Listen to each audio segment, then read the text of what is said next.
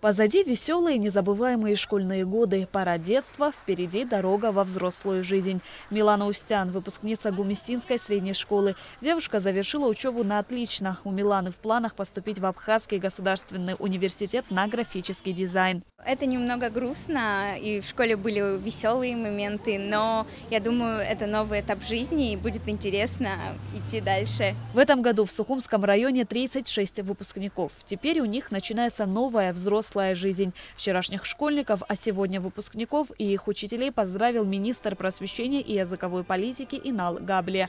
Дорогие выпускники, коллеги, педагогический состав школ Сухумского района. Хочу вас сердечно поздравить с этим праздником.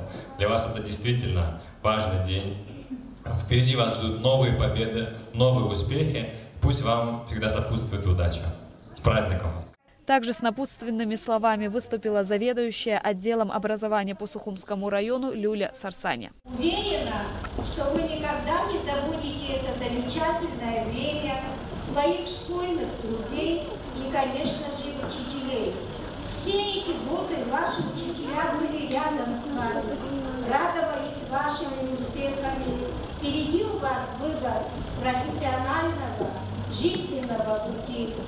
Убеждена, что знания, которые дала вам школа, ваши способности, настойчивость и трудолюбие помогут преодолеть любые трудности и сделать правильный жизненный выбор.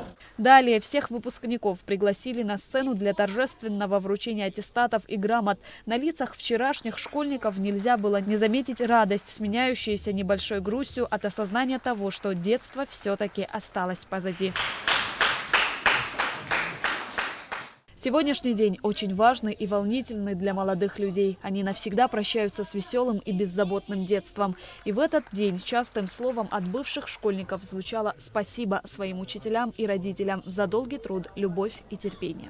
Шазина Ханагуа, Роберт Ломя, Абхазское телевидение.